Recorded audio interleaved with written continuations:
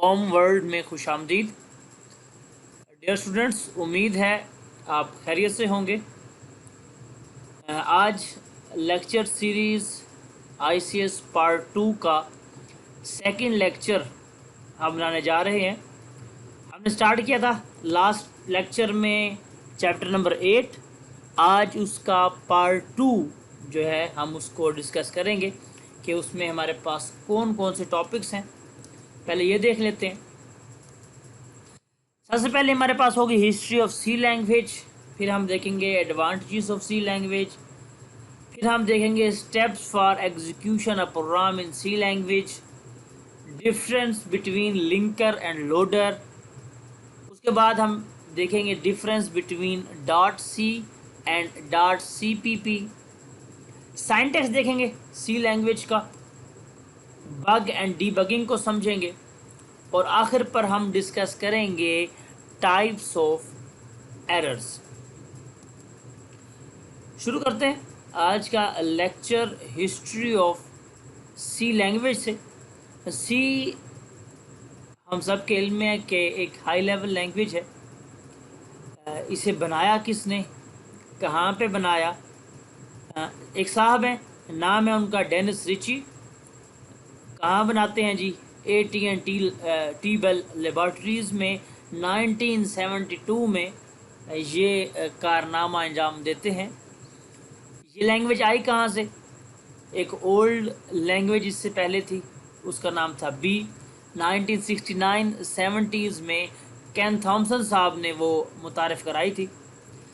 सबसे पहले जो सी का वर्जन आया उसको हमने K&R कहा, यानी क्रिंगन एंड रिची। ये दो लोगों के नाम हैं, ये पार्टनर हैं।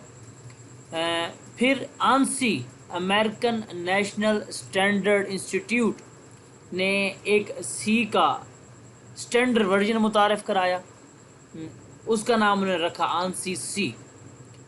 सी को हम कैसे परफॉर्म करते हैं, कंपाइलर कौन सा है? टर्बो C++, जो आपके कोर्स में शामिल है। फर्दर लेक्चर्स में भी हम इस पे बात करेंगे, डिस्कस करेंगे। ये हमें क्या प्रोवाइड करता है?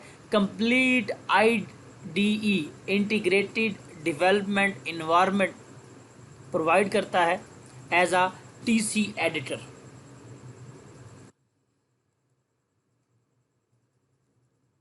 उसके बाद हमने देखने हैं एडवांटेजेस ऑफ सी लैंग्वेज, कि सी लैंग्वेज के क्या क्या फ़ायदे हैं, ये क्यों सीखनी चाहिए। सी क्या है? एक कन्वीनियंट लैंग्वेज है, आसान लैंग्वेज है। इंग्लिश की तरह इसमें लफ्ज़ होते हैं, वर्ड्स होते हैं, हम उसको सीखते हैं और इजीली समझ सकते हैं। वेल स्ट्रक्चर्ड है, कि इसका एक प्रॉपर साइंटेक्स है, ग्रामर है, एक कुछ रूल्स हैं, जिसकी वजह से हम कहते हैं कि ये क्या है? वेल स्ट्रक्चर्ड लैंग्वेज है। मशीन इंडिपेंडेंस है, कल भी हमने इस पर डिस्कस किया था कि मशीन इंडिपेंडेंस मीन कि ये किसी भी सिस्टम पे रन हो सकता है। मॉड्यूलरिटी, ये इसको पॉपुलर करता है कि आप एक बड़े प्रोग्राम को छोटे छोटे मॉड्यूल्स में तकसीम करके भी बना सकते हैं, चला सकते हैं। केस सेंसिटिविटी, सी क्या है? केस सेंसिटिव लैंग्वेज है, कि अगर आपने इसमें किसी भी कीवर्ड का जो नाम है उसमें आपने अल्फ़ाबेट्स जो यूज़ होते हैं वो कैपिटल या स्मॉल लिख दिए तो वो आपके लिए इशू क्रिएट हो सकता है। इस एग्जांपल्स हम देखेंगे जब हम नेक्स्ट चैप्टर पढ़ेंगे, तो हम इस एग्जांपल्स को कोट भी करेंगे और समझेंगे भी सही कि केस सेंसिटिव से क्या मुराद है, क्यों ये एरर देता है। हार्डवेयर कंट्रोल प्रोवाइड करता है सी। बहुत से हार्डवेयर कंट्रोल, हार्डवेयर के ऊपर प्रोग्रामिंग करने के लिए ये लैंग्वेज इस्तेमाल होती है। स्मॉल लैंग्वेज है, इतनी ज़्यादा कोई इसमें रॉकेट साइंस नहीं है। फास्ट कोड जनरेशन, जल्दी से इसका कोड जनरेट हो सकता है बड़े इजी मेथड से जी। इसके बाद हमारे पास हैं steps for execution a program in C language, कि सी लैंग्वेज में जब हम एक प्रोग्राम को एग्जीक्यूट करते हैं तो किस किस स्टेप से हमारा वास्ता पड़ता है। 6 स्टेप्स परफॉर्म करने के बाद हम एक प्रोग्राम को एग्जीक्यूट कर पाते हैं। सबसे पहले हम टेक्स्ट एडिटर को टर्बो C++ में उसको हम खोलते हैं। खोलने के बाद उसमें प्रोग्राम को लिखते हैं, क्रिएट करते हैं, एडिट करते हैं, फिर उस प्रोग्राम को हम सेव करते हैं। उसकी शॉर्टकट की होती है F2। This is very important MCQ। Compiling a C program, फिर जो प्रोग्राम हमने सेव किया था उसको कंपाइल करते हैं। Alt+F9 कंपाइलिंग के दौरान ये चेक होता है कि एरर्स तो नहीं है उसमें। अगर वो सक्सेसफुली कंपाइल हो जाता है तो फिर कंपाइलर उसको लिंक करता है, लिंकर के थ्रू किसके साथ, एडिशनल लाइब्रेरीज के साथ। फिर लोडिंग आ सी प्रोग्राम, उसको लोडर की मदद से मेमोरी पे लोड कर दिया जाता है। जब हमारे ये परफॉर्म ठीक तरीके से ये तमाम के तमाम टास्क परफॉर्म हो जाते हैं तो फिर हम कंट्रोल F9 करके उस प्रोग्राम को एग्जीक्यूट करके उससे डिज़ायर आउटपुट ले लेते हैं। उसके बाद देखते हैं हमारे पास दो टर्म हमें भी यूज़ की स्टेप्स के दरमियान भी, लिंकर और लोडर। तो डेफिनेटली हमें इनके डिफरेंसेस का पता होना लाजमी है। लिंकर क्या है? ये एक प्रोग्राम है जो क्या करता है, ऑब्जेक्ट प्रोग्राम के साथ एडिशनल लाइब्रेरी को अटैच करता है। एडिशनल लाइब्रेरीज कौन सी हैं? अभी हम सिंटैक्स पढ़ेंगे तो आपको हम बताएंगे। Pre progressive directive, conio.h, studio.h, ये हमारी लाइब्रेरीज़ हैं जिसमें प्री डिफाइंड फंक्शंस मौजूद हैं।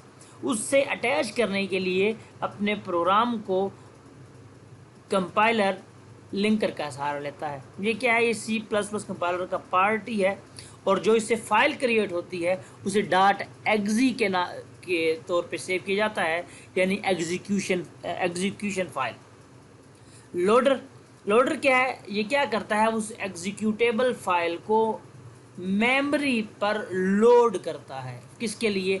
एग्जीक्यूशन के लिए। उसको हम कहते हैं लोडर। सो लिंकर लाइब्रेरी के साथ अटैच करता है, लोडर मेमोरी पे लोड करता है। उसके बाद .c और .cpp, इसमें डिफरेंस देखते हैं। बड़ा अहम शॉर्ट क्वेश्चन है। टर्बो C++ जो है वो यूज़ होता है C++ प्रोग्रामिंग के लिए। तो ये C और C++ दोनों को सपोर्ट करता है। इसकी जो एक्सटेंशन होगी, जो प्रोग्राम सेव होगा, वो .c के नाम से होगा। जबकि अगर हम किसी भी सोर्स फाइल को .cpp के साथ, एक्सटेंशन के साथ सेव करते हैं तो ये हमें मज़ीद फीचर्स देगा जो C से ज़्यादा होंगे।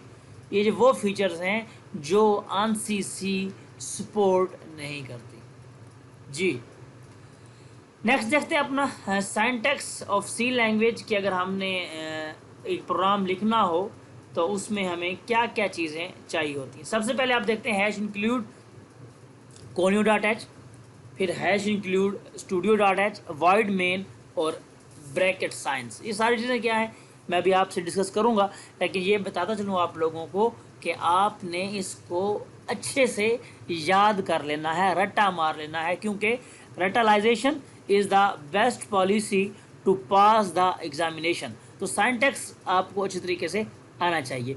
सबसे टॉप पे हमारे पास अगर हम देखें तो वो conio.h और studio.h की फ़ाइल है। इनको हम हेडर फाइल्स भी कहते हैं और इन्हें हम कहते हैं प्री प्रोसेसिव डायरेक्टिव। ये हमारी हेडर फाइल्स हैं। उसके बाद void main, ये मेन फंक्शन है हमारा। ये इंडिकेट करता है कि अब हमारा प्रोग्राम स्टार्ट होने जा रहा है। उसके बाद ब्रैकेट साइंस हैं जिनको हम डेलीमीटर्स भी कहते हैं। ये प्रोग्राम की बॉडी होती है।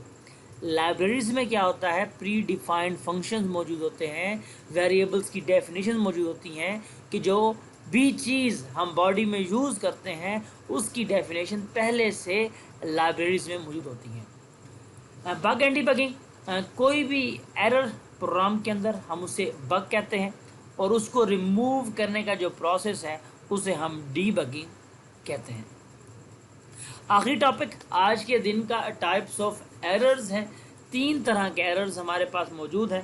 पहले सिंटैक्स एरर है। इसको डिफाइन करें कि any grammatically mistake in program known as syntax error, कि कोई भी ऐसी मिस्टेक जो लिखते हुए आपसे सरजद हो जाती है, हम इसे कहते हैं सिंटैक्स एरर। मतलब क्या है? आप लिखा और कॉमा मिस हो गया, आपसे कोई ब्रैकेट मिस हो गई, डेलीमीटर ब्रैकेट्स कहते हैं। तो ऐसा एरर हमारे पास जो होगा उसे हम कहेंगे syntax error. Number 2, logical error.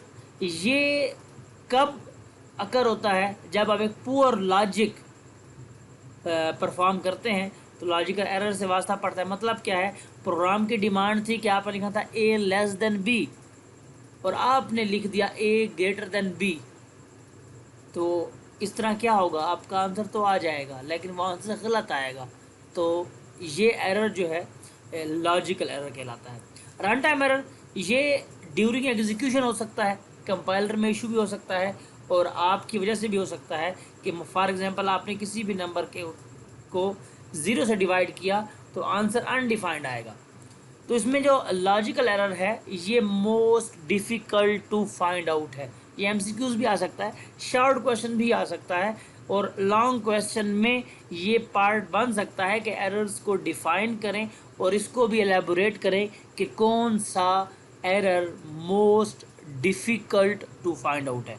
तो लॉजिकल एरर जो है वो most difficult to find out है क्योंकि इसमें प्रोग्राम रन हो जाता है, एग्जीक्यूट हो जाता है, कंपाइलर मिस्टेक नहीं पकड़ सकता। तो आपको जब एक बहुत लेंथी प्रोग्राम लिखना होता है तो आप नहीं देख सकते, नहीं ढूंढ सकते आसानी से कि एरर कहाँ पे मौजूद है। Thank you. हमारा चैनल सब्सक्राइब कीजिएगा, दुआ में याद रखिएगा। इसके अलावा डिस्क्रिप्शन में मैंने अपने फेसबुक पेज का लिंक दिया है। अगर आपको ये स्लाइड्स चाहिए हो तो आप हमारा पेज लाइक करें, उसे फॉलो करें और वहाँ से ये डेटा आप हासिल कर सकते हैं। दुआ में याद रखिएगा। अल्लाह हाफिज़।